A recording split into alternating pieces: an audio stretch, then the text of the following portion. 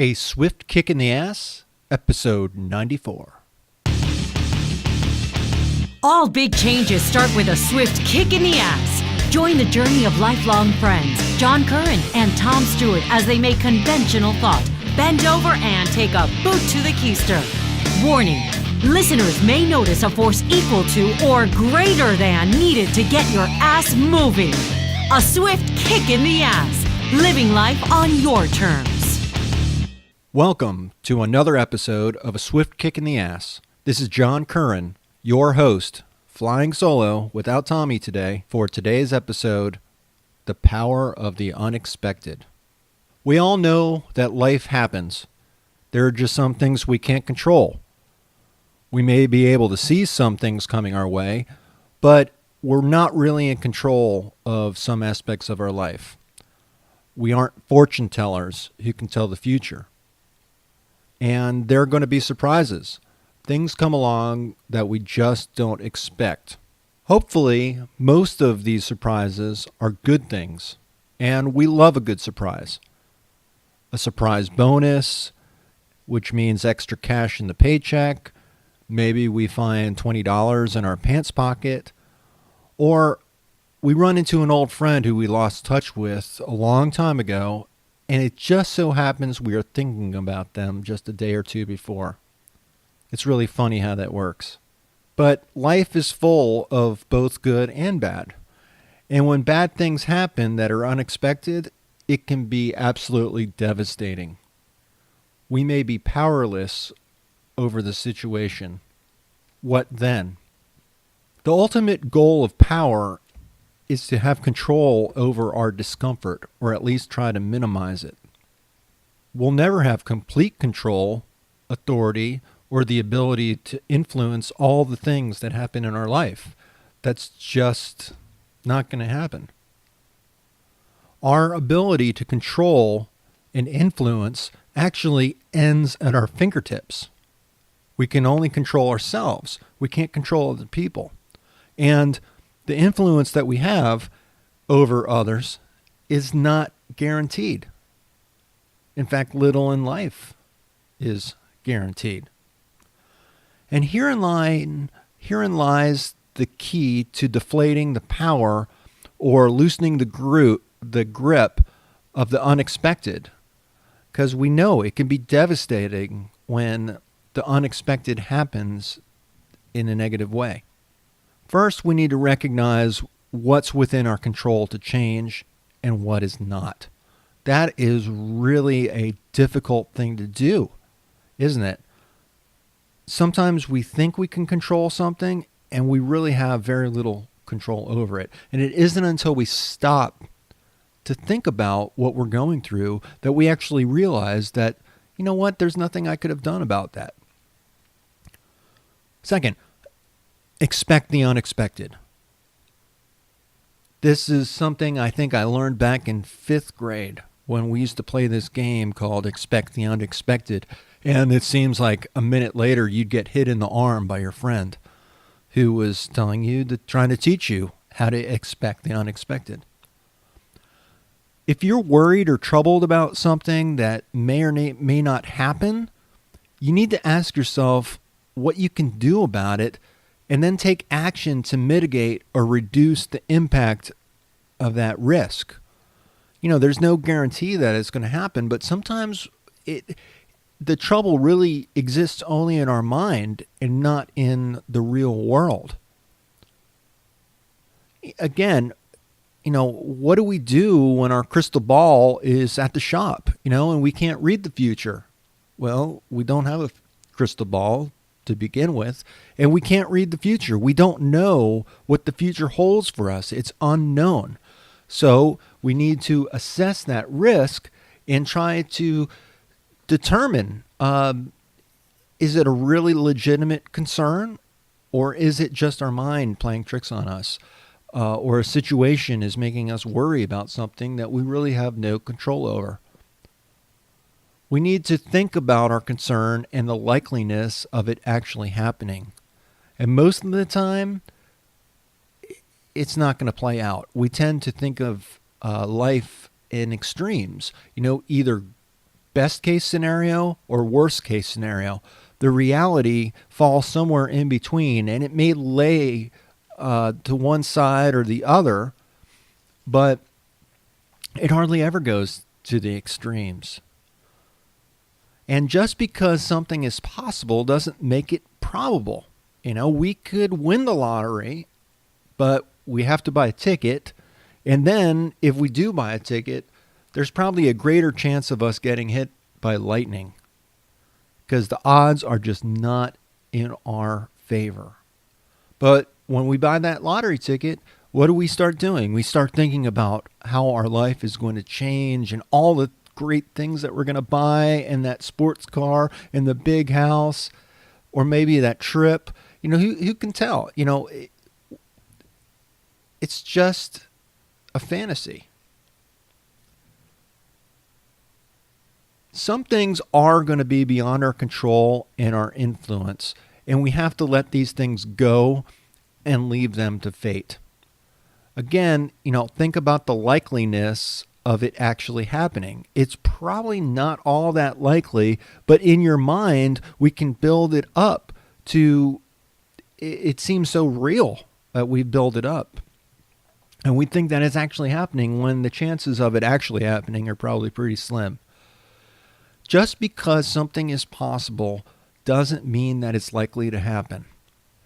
And if you keep thinking about this and then you still think that it's likely to happen, the question you should be able to ask yourself is, what can I do to minimize the risk of it happening, or how can I minimize the impact of it happening if it does happen at all?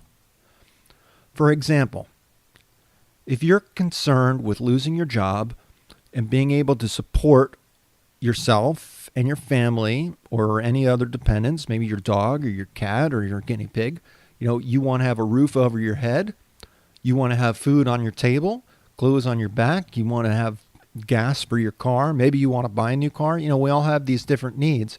But what can you do right here, right now, to protect yourself if you're concerned about losing your job? And I have to say, I've been there, and there's a lot that you can do. Put yourself in that situation and kind of role play and think about your expectations of what would happen if you lose your job. How are you going to react to it? And what kind of position are you going to be in if that happens? About 10 years ago, I knew that there was a great likeliness that my job would be eliminated. And at that time, my wife and I were several $100,000 in debt. And that did not include the mortgage on the house. I was up to my eyeballs. And I was actually getting quite depressed about it because it seemed like everything I had been trying to do to reduce that debt only put me in a deeper hole. So when I was faced with my job possibly being eliminated, I had reached my breaking point, and it prompted me to start focusing on my finances. I had to first assess what I was up against and write down. I started by writing a simple list of who I owed and how much I thought I owed. And then I built on that and figured out that I was really screwed. There was no possible way for me to eliminate all of that debt the way I was approaching the problem. Something drastic had to be done. And what I found out is that, once you write that list down and you really have a better sense of what you're up against, and the act of writing will make that real for you, it will help you better understand the picture, and it will sink in better. It was, even though it didn't change anything and I was still in debt, I actually felt better knowing exactly what I was up against and what my wife and I were up against. But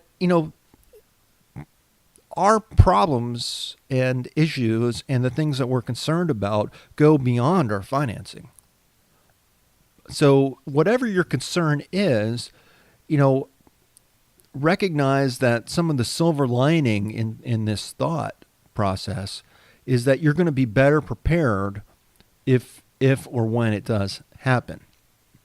I know that I became stronger from this experience, both personally and professionally, and it's really changed my life. I mean, 10 years on down the road, I don't have that debt hanging over my head.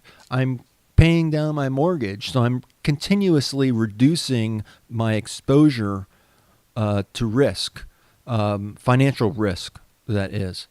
And, I actually did lose my job about a year into this process.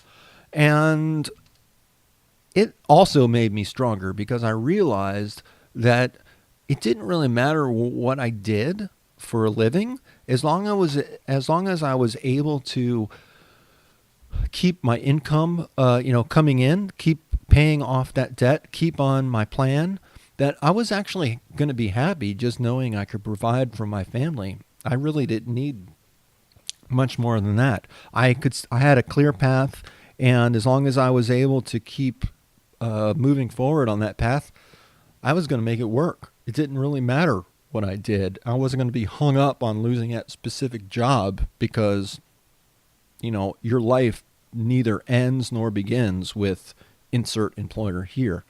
It made me stronger for it, and it absolutely changed my life.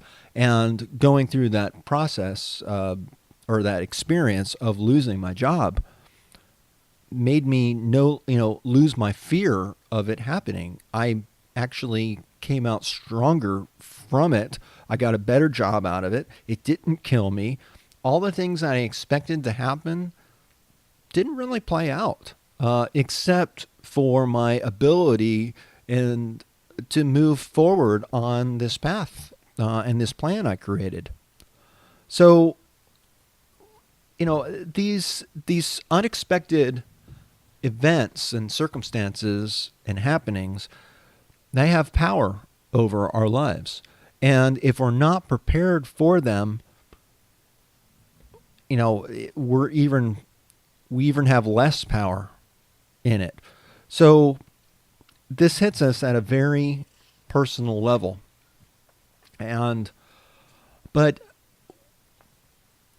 there are things that happen out in this world that are still unexpected and have a broader effect, not just affecting you or your family, but affecting huge groups of people. Think about natural disasters or terrorism, acts of terrorism. Some of these situations are easy to imagine, like a tornado hitting your town or going through a hurricane or a flood or something terrible. You've seen pictures. You may not have gone through it yourself, but you know a little bit about it. We've all witnessed what happened on 9/11, and the pictures of that day are in the back of our mind. So we can picture these terrible things, and of course should be concerned about them.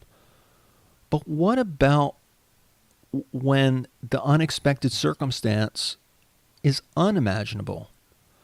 I was talking to a forensic psychiatrist friend of mine who was saying that when we hear about what criminals will do, it's often unimaginable, and we just can't believe that some people are even capable of doing whatever they've done. It just doesn't register in our mind. And the reason why it doesn't register is because we're not criminals. We don't have a criminal mind. And therefore, it's hard for us to imagine because we just don't think that way. When I was younger and in middle school and high school, there was a growing threat of nuclear war. It was a threat, and it still is a threat, but it's probably more likely today that some type of cyber attack is going to impact us more than a nuclear war. It's probably more likely that someone is going to hack into a major computer system and do damage that way than someone hitting the button and taking out a city with a nuclear weapon. And cyber attacks, while hopefully there's no death involved, as compared to a nuclear war, which is definitely going to have an impact on human lives, it might seem a little bit better, but it's still going to be horrific.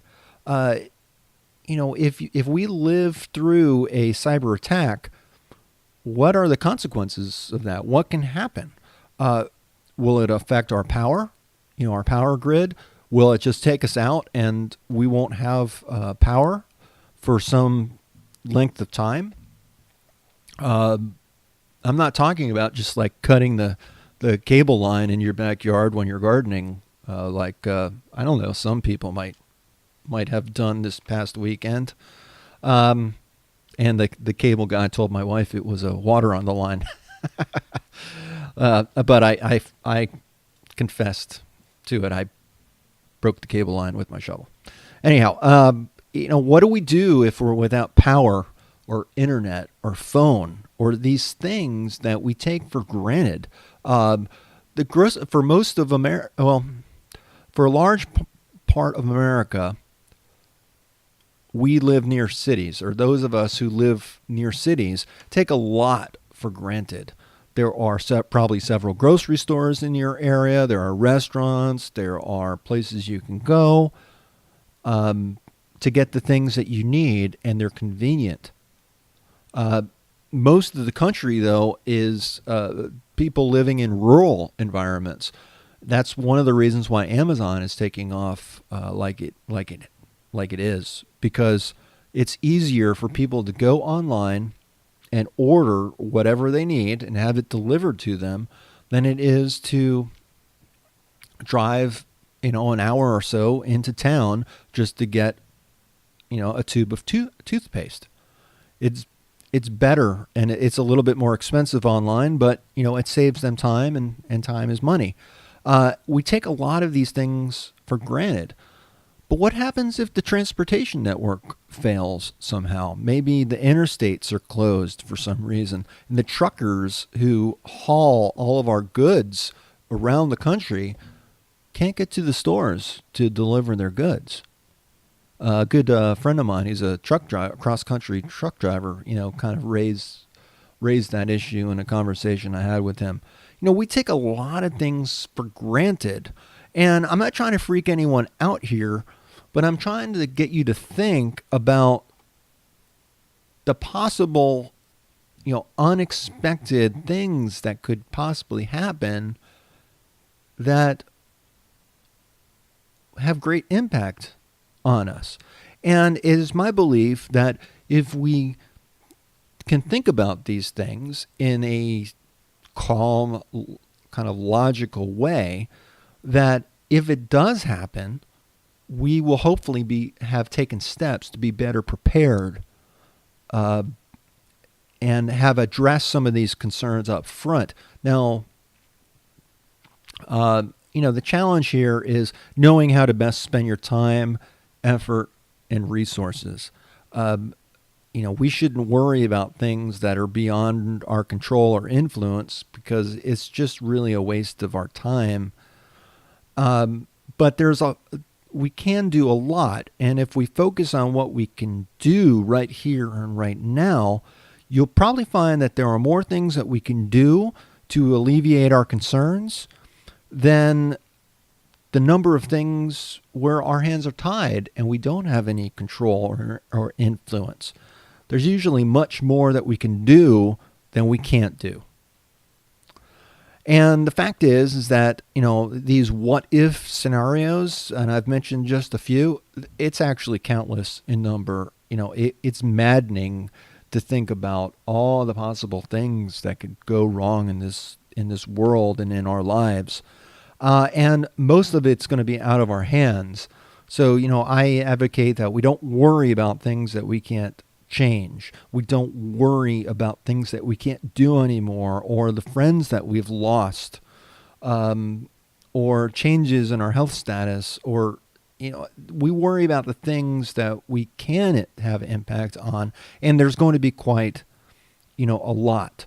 Focus on what you can do to best serve your interests, and the more you can do that, and the better prepared you will be, the stronger you will be, and the more power you will have over these unexpected things that have such great power over our life. I'll close this episode with saying that, doing this episode alone as a solo host may be an unexpected surprise to some of our listeners. And I certainly hope it's a good one. I hope you enjoy future Swift Kick in the Ass episodes. And I will say that Tommy will be back. I plan on him being back. I plan on him participating in future episodes. But as you know, when you have brain cancer, he has 5 brain tumors, it's very difficult for him. And he needs to focus on things that will make him healthy, and he needs to focus on his health. And he's just not able to do podcasting like we used to do. So I wanted to try to pick up some of the slack for him. He feels it's very important. I feel it's very important. We have, for the last 5 years, had a message of creating positive change in your life and living life on your terms. And I have to say that, I would have never imagined that Tommy, who's like a brother to me, I've known him all of my life since I was 5 and he was 4. I would have never, I never ever even never thought the thought never crossed my mind that one of my best friends would be afflicted with brain cancer. And Tommy never expected it either. But really, here we are. And in our last episode, that was the titleless episode. There's no title. It's episode 93. Tommy mentioned that he recognizes that this is not a fight he can win. So he's accepted that, and he's focusing on what he can do. And there's quite a lot he can do. He's has an exercise routine now, and he's eating more healthy, and he's trying a lot of different therapies.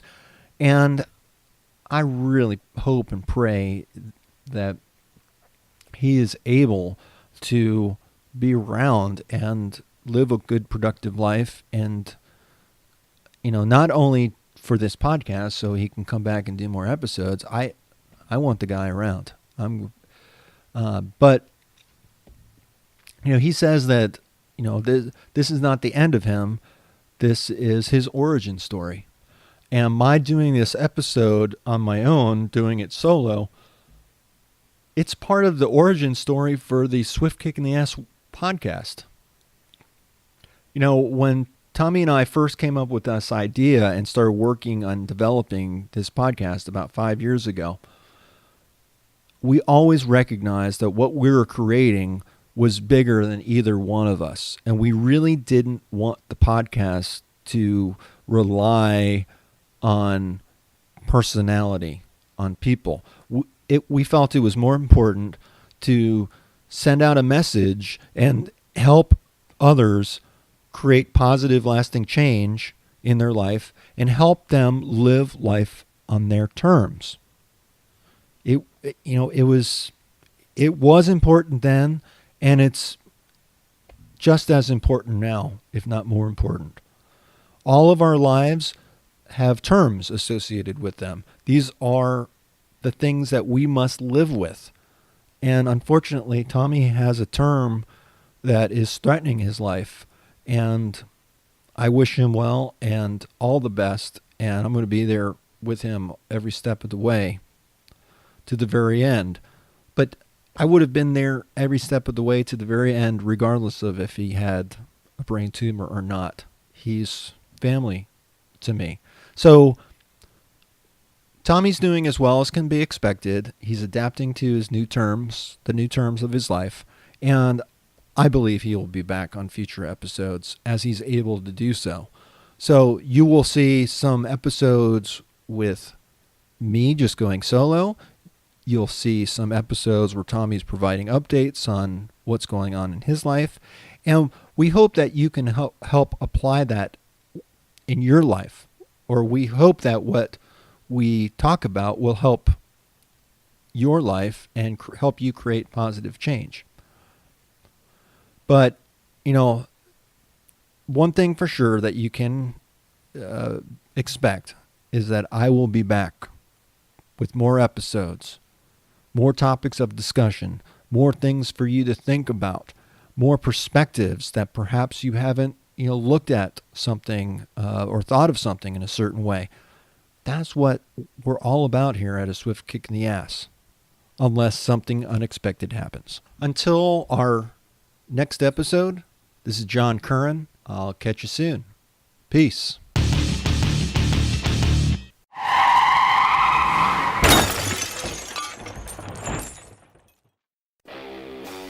We hope you've enjoyed this episode of A Swift Kick in the Ass, and that today's topic inspires you to get your ass moving and living on your terms. Please take a moment to rank this episode on iTunes or wherever you get this podcast. Follow us on Facebook, Twitter, and Instagram. Visit our website at aswiftkickintheass.com. Have a great day.